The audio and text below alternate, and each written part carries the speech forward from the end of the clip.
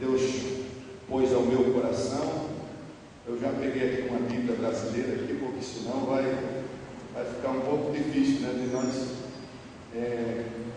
pregar em nossa Bíblia espanhola, né? Daí se eu ler espanhol, vou ter que pregar em espanhol aí, né? E aí vai ficar um pouco difícil, né? Mas entende, eu às vezes fico imaginando que nós temos uma dificuldade, estamos tão pertinho, né? Um país do outro. Eu fico imaginando quando Deus usou Pedro, né? Você já imaginou, irmão, no mesmo dia, Deus usar a vida do apóstolo Pedro para pregar em 14 idiomas, mais ou menos. Ele estava pregando no idioma dele, normal.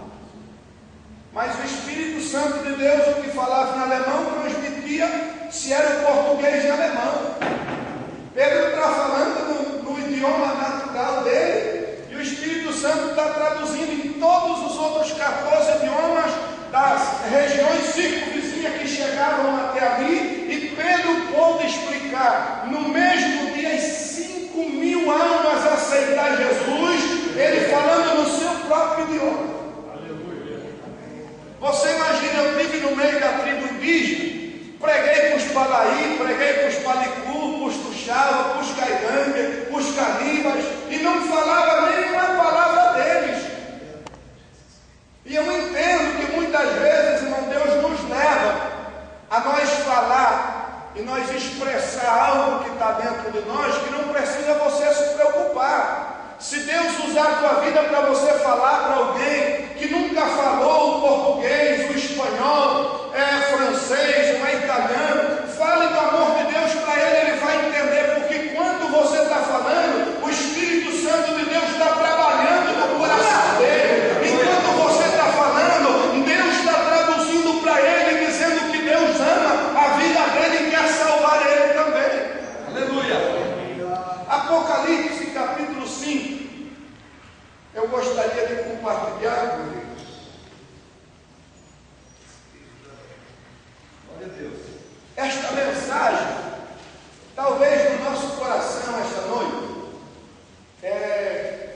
sempre quando falamos em Apocalipse, quase sempre nos vem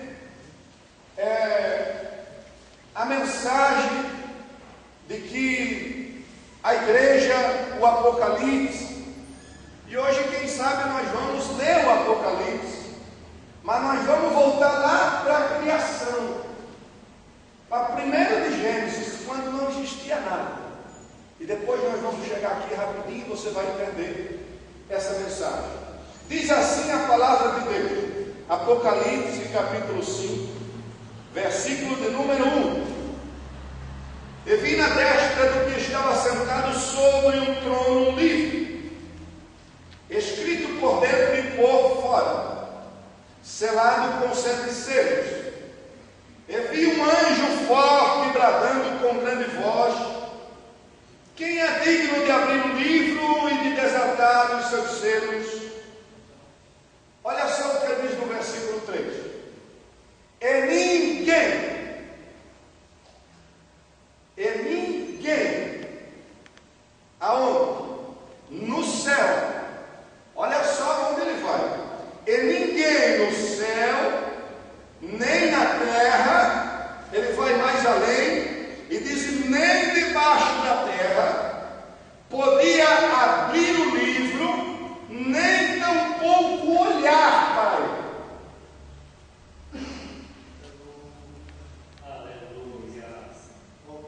Sempre, quando nós temos a oportunidade de...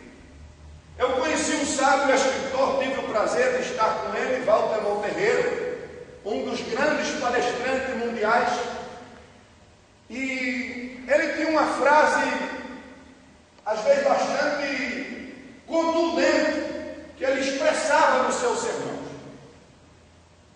Ele disse que uma vez ele estava à beira de uma ponte, e ele viu um cego, que estava sentado, e ao lado do cego tinha um cartaz, que dizia assim: sou cego, dê-me uma esmola. Ele chegou perto, pegou o seu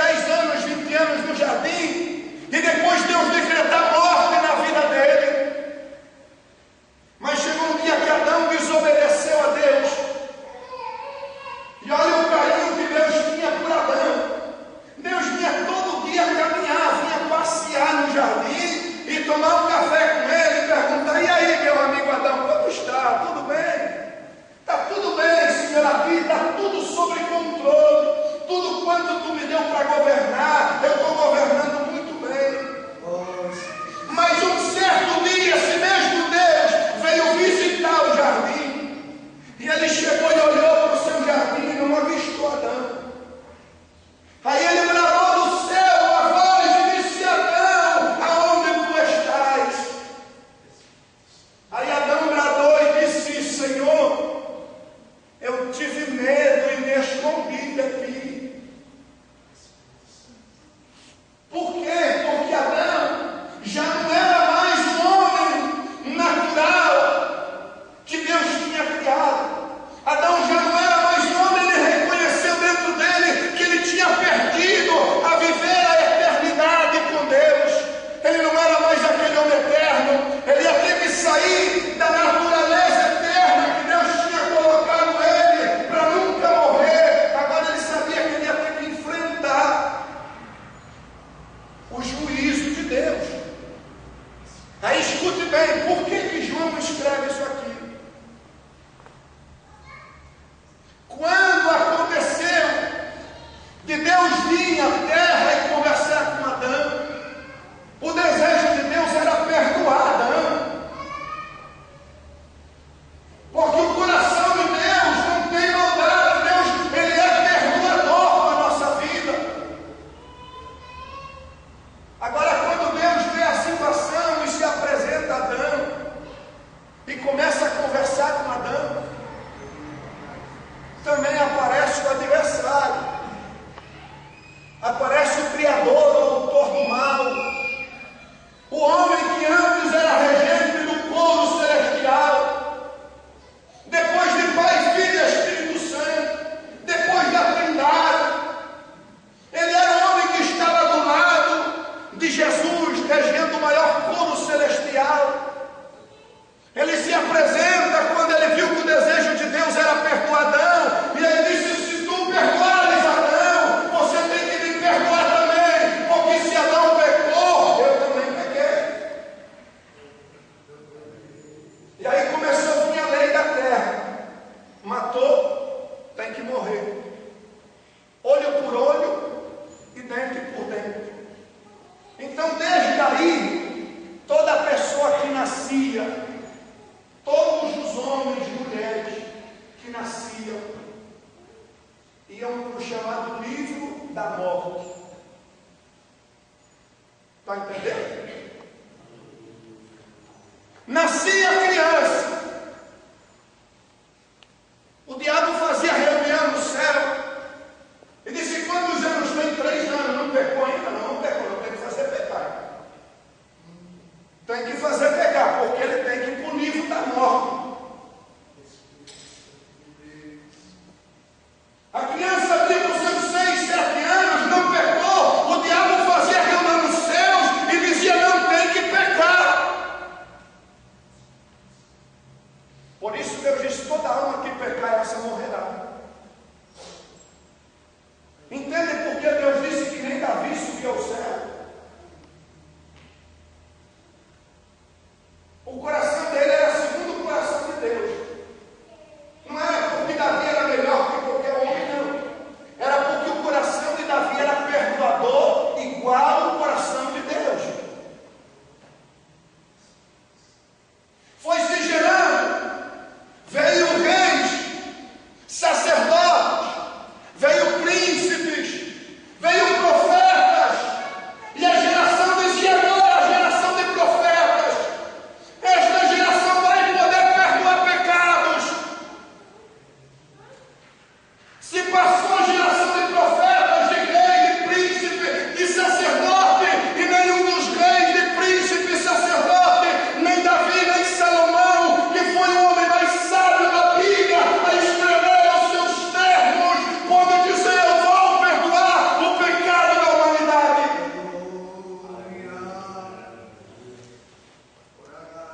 Não teve